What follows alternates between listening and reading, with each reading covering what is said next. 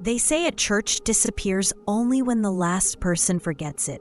But here, in an old corner of Cleveland, the Nativity of the Blessed Virgin Mary Church did something unexpected.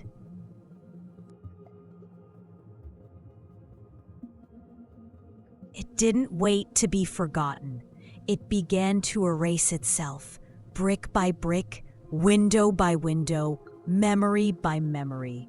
Some nights, long after the parish closed, neighbors swore they heard the sound of construction, hammering, chiseling, even though no workers were there.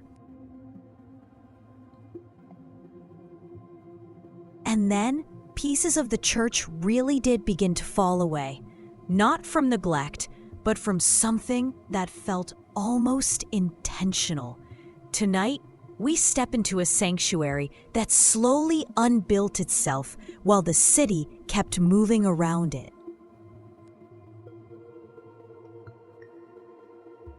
Cleveland, early 1900s, a neighborhood alive with the smell of bread, factory smoke, and Sunday dresses drying on clotheslines. Polish immigrants gathered their coins, their labor, and their longing, and built a church they named Nativity of the Blessed Virgin Mary.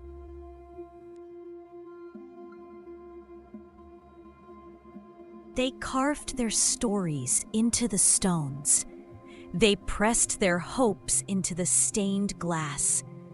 Every window held a face. Every pew held a family.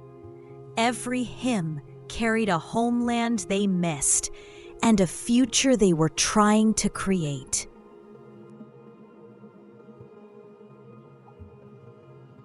On opening day, the choir's voices rose so high that people claimed to hear them from blocks away, a kind of holy announcement that a new anchor had been planted in the neighborhood.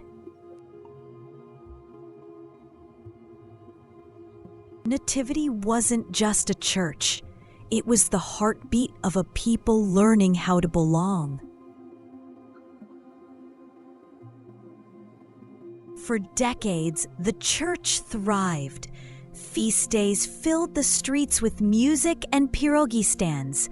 Children practiced processions by candlelight.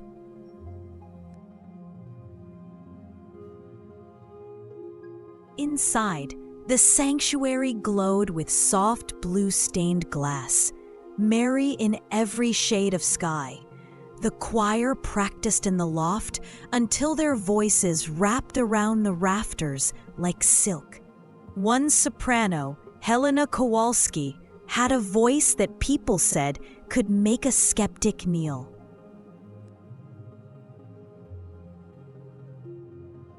Baptisms echoed with splashing water and newborn cries. Weddings danced with gold rings, white lace, and shy smiles.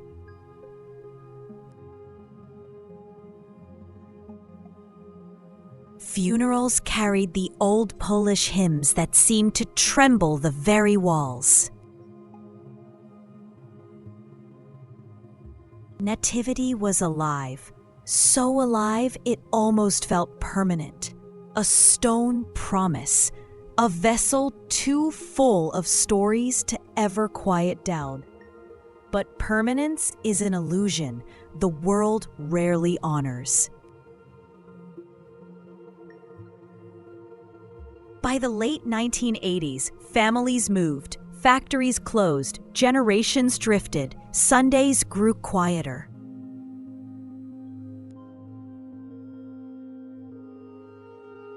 "10 people in the pews, then 6, then 3. The final Mass in 1992 was small, but heartbreakingly beautiful.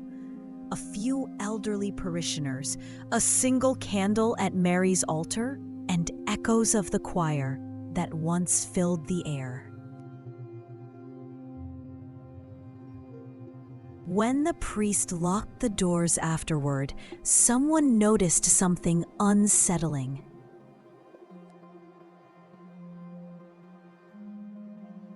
The sanctuary lights, which hadn't worked for months, flickered once before going dark. That night, a neighbor reported seeing a blue glow through the cracked, stained glass. By morning, the glow was gone, but a piece of the south side wall had fallen in on itself. No storm, no vandalism, just collapse. As if the church had exhaled so deeply, it broke its own ribs.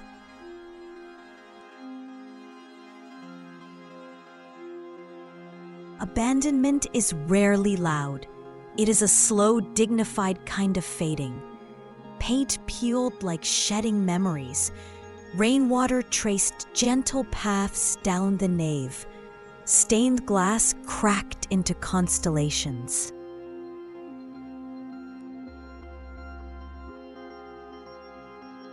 Teenagers wandered in with cameras. Urban explorers whispered their awe. One of them swore that when he walked near the old choir loft, he heard a single note, a high, trembling soprano singing from nowhere. Others spoke of the smell of incense, even though the thurible had long rusted shut. And then came the partial demolition, a slow unmaking.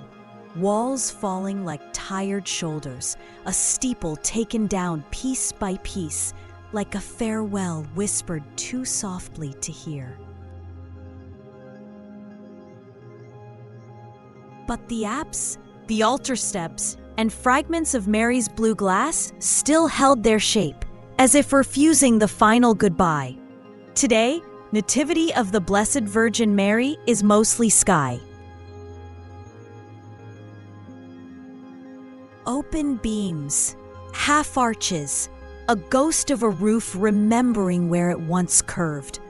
But if you step into what's left, you'll feel it, the warmth of a place that still considers itself sacred. You might hear the faint rustle of dresses on Easter morning, or Helena's voice rehearsing one last hymn, or the soft breath of a priest blowing out the final candle in 1992. Some churches die, some crumble, and some, like Nativity, fade deliberately, leaving behind only what memory is strong enough to hold. And perhaps that's all a sanctuary needs to remain alive.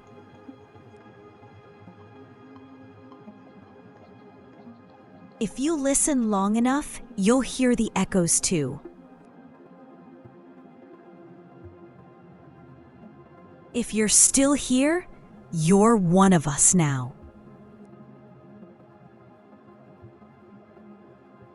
A keeper of quiet ruins and whispered stories. Subscribe before the next forgotten story opens. This is Dark Atlas Files, where places fade,